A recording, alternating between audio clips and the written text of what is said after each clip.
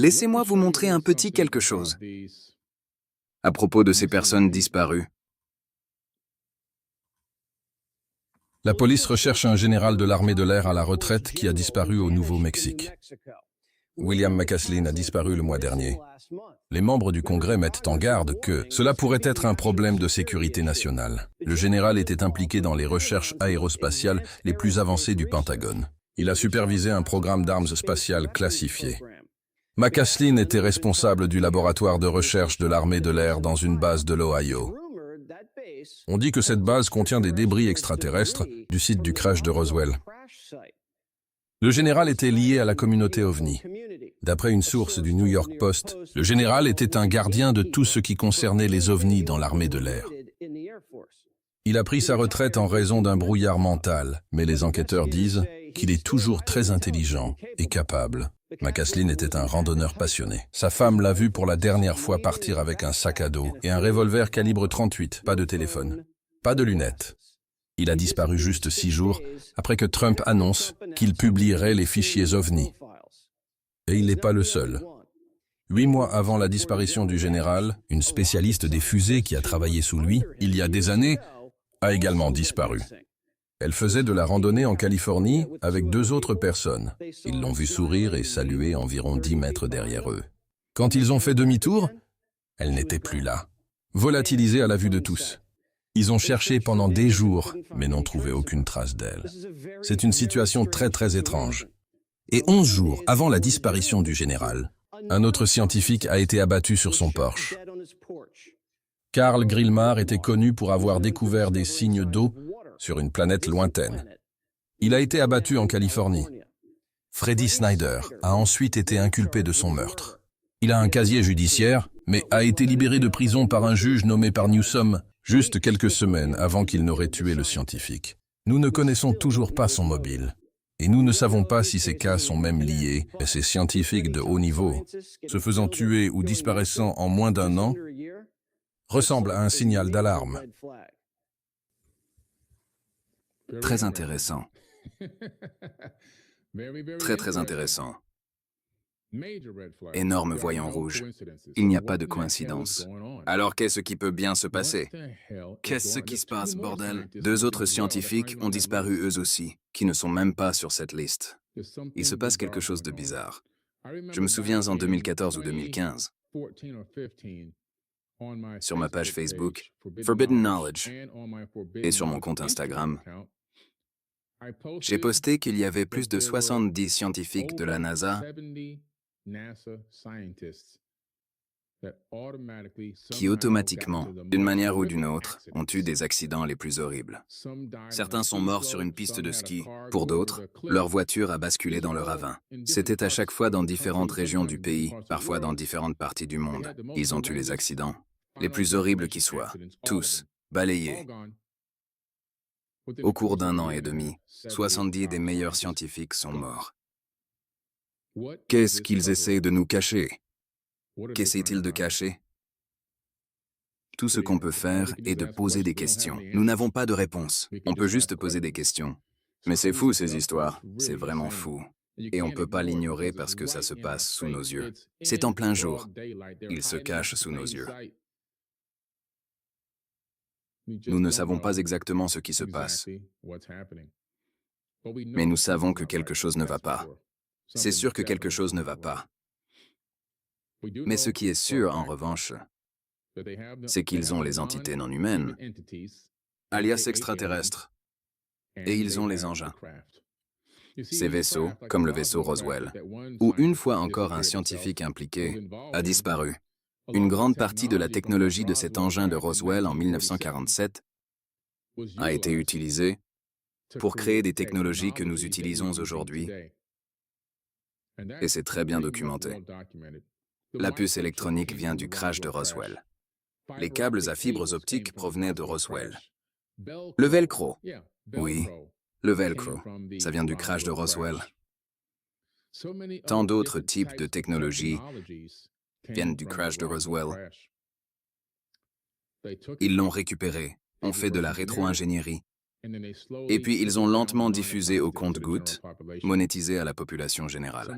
Certains des aspects, ils les ont gardés et les utilisent toujours à titre privé. Projets à budget secret, programmes à budget secret. Projets qui sont développés sans contrôle du Congrès, par des sociétés privées, comme Northrop Grumman et Lockheed Martin, qui travaillent toujours avec une partie de cette technologie inversée, cette technologie de rétro-ingénierie, ARV, véhicule de reproduction extraterrestre. C'est pourquoi certaines des choses que vous voyez dans le ciel n'est pas extraterrestre, c'est à nous, parce que nous avons réussi la rétro-ingénierie, certaines de ces technologies, et nous le faisons depuis les années 1940, et nous sommes devenus sacrément bons dans ce domaine. En grande partie, c'est juste de la rétro-ingénierie. Est-ce qu'il y a de vrais extraterrestres qui nous visitent encore? Oui. Mais il y a aussi des trucs là-haut qui sont en fait faits par des humains. Ils avaient juste besoin d'un petit coup de pouce pour piger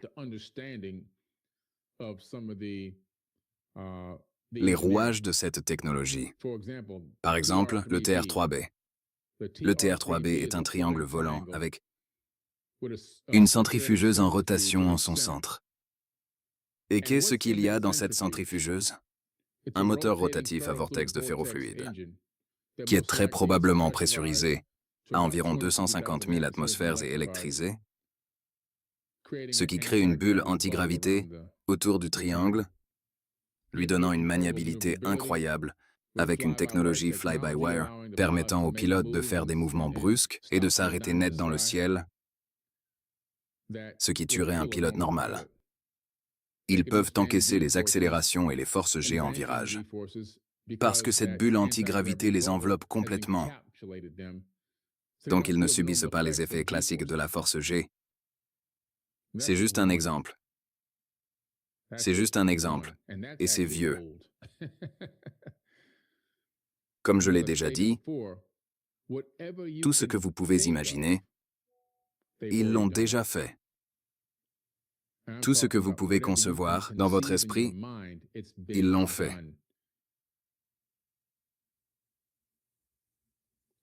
Ils ont des technologies qui vous couperaient le souffle. On pense qu'on a du mal à envoyer des fusées dans l'espace. C'est une illusion monumentale. Qu'on en soit encore réduit à brûler des produits chimiques, à monter dans l'espace portés par des explosions, à utiliser des avions commerciaux qui marchent au kérosène et à expulser de l'air par un réacteur pour nous propulser dans le ciel, pour arriver à notre prochaine destination.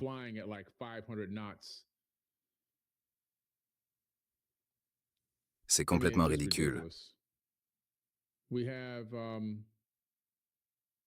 Nous avons des technologies incroyables. Vous n'y croiriez même pas si vous les voyiez de vos propres yeux. Vous penseriez que vous regardiez un film de science-fiction. Ils ont seulement récemment exposé la téléportation au grand public. Des paquets de données et molécules téléportés d'un point à l'autre.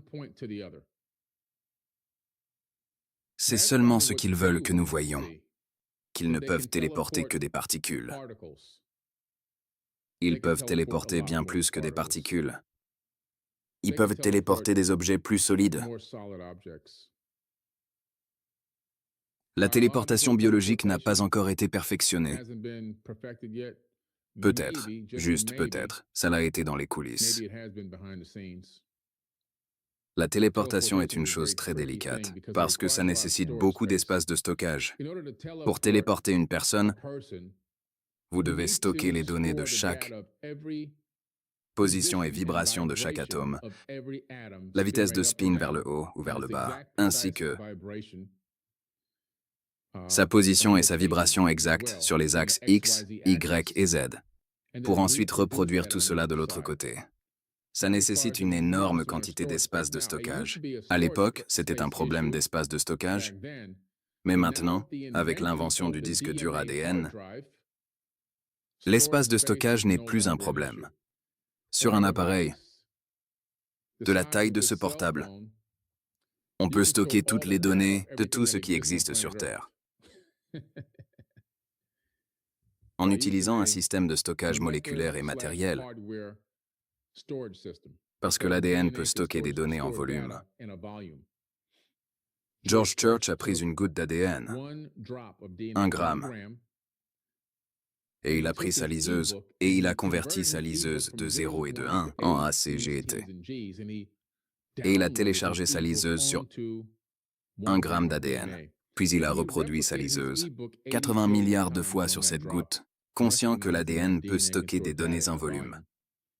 Puis il a reconverti, ou plutôt rétroconverti, les séquences ACGT en 0 et en 1, et a renvoyé l'information sur le serveur, selon un principe d'envoi et de réception. L'ADN envoie et reçoit des données. Il y a déjà des données et des informations écrites sur notre ADN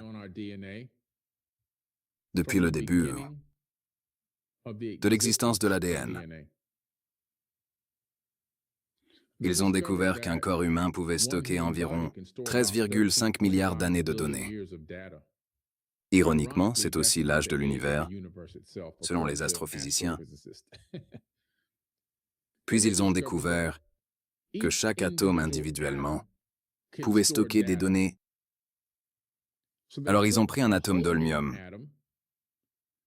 et avec un outil très spécial, ils ont pu écrire des données directement sur l'atome. Et puis ils ont commencé à réaliser que les atomes stockaient des informations, et nous sommes faits de milliards d'atomes. Les atomes sont là depuis la nuit des temps. Énergiquement parlant, on est tous toujours connectés. Pensez-y 2 secondes.